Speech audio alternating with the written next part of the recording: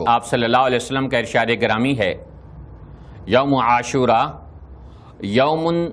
تصومہ الانبیاء فصوموہ انتم۔ آپ صلی اللہ علیہ وسلم نے فرمایا 10 محرم کا روزہ سابقہ انبیاء علیہ السلام بھی رکھا کرتے تھے، تو تم بھی 10 محرم کا روزہ رکھنے والے بنو۔ یہ حدیث بتا رہی ہے کہ محرم الحرام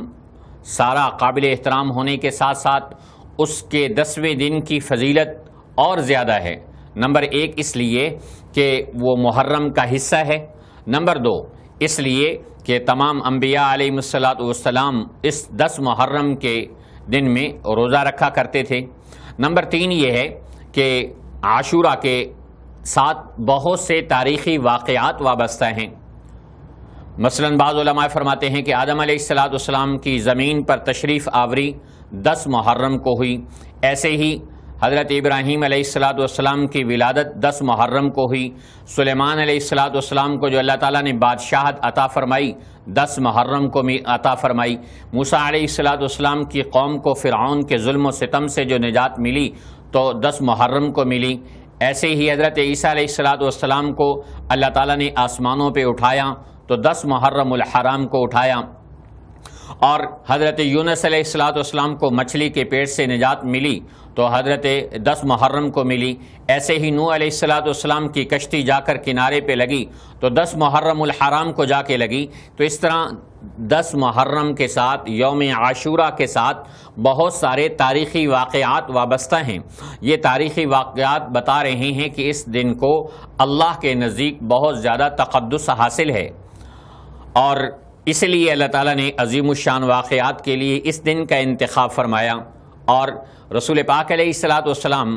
جب مسلمانوں کے اوپر رمضان کے روزے فرض نہیں ہوئے تھے تو آپ صلی اللہ علیہ وسلم محرم کے روزے رکھا کرتے تھے، اور خاص طور پر 10 محرم کا روزہ رکھتے بھی تھے، اور صحابہ کرام کو بھی اس کے رکھنے کا آپ صلی اللہ علیہ وسلم حکم فرماتے تھے، اس لیے کہ آپ صلی اللہ علیہ وسلم اس کی عظمت اور فضیلت کو جانتے تھے۔ ایک حدیث میں آتا ہے کہ آپ صلی اللہ علیہ وسلم جب مدینہ طیبہ تشریف لائے تو دیکھا کہ یہودی جو ہیں وہ 10 محرم کو روزہ رکھتے ہیں اور وَتَتَّخِذُهُ عِيدًا، اور اس کو عید کی طرح مناتے ہیں۔ تو آپ صلی اللہ علیہ وسلم نے خود یہودیوں سے سوال کیا کہ یہ کیا مسئلہ ہے کہ تم اس دن کیوں روزے رکھتے ہو؟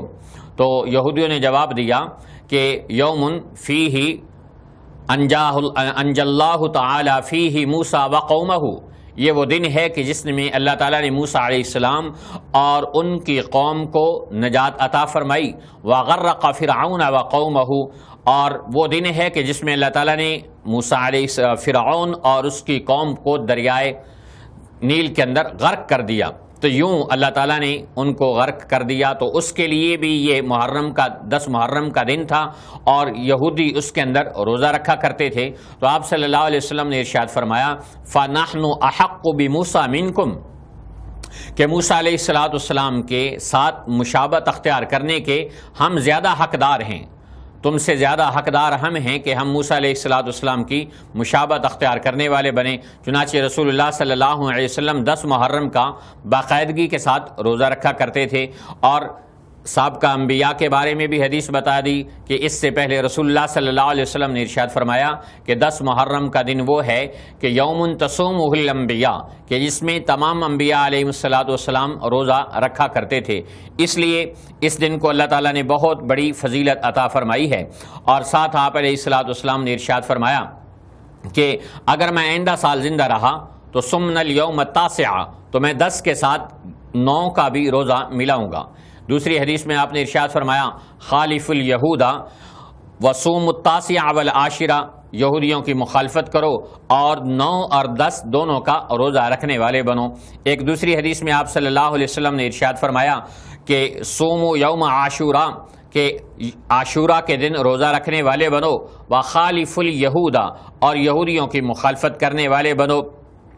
صوموا قبلہ یومن او بعدہ یومن، تو یا 10 سے ایک دن پہلے کا بھی روزہ رکھنے والے بنو یا 10 کے بعد کا ایک اور دن کا روزہ رکھنے والے بنو۔ اس لیے علماء کرام فرماتے ہیں کہ مستحب یہ ہے کہ آدمی اکیلا 10 محرم کا روزہ رکھنے کی بجائے 9 اور 10 محرم کا روزہ رکھے یا 10 اور 11 محرم کا روزہ رکھنے والا بنے۔ اسی 10 محرم کے بارے میں ایک اور حدیث بھی آتی ہے کہ جس میں یہ ارشاد فرمایا گیا کہ انسان 10 محرم کو اپنے گھر والوں کے اوپر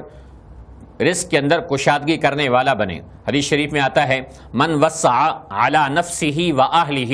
یوم عاشوراء، کہ جو آدمی اپنے اوپر اور اپنے گھر والوں پر عاشورہ کے دن وسعت کرے گا اور کھلے دل کے ساتھ خرچ کرنے والا بنے گا، وسع اللہ علیہ سائر سنتہ، تو اللہ تعالیٰ سارے سال پورا سال اس کو وسعت اور کشادگی اور رزق میں برکت سے نوازیں گے۔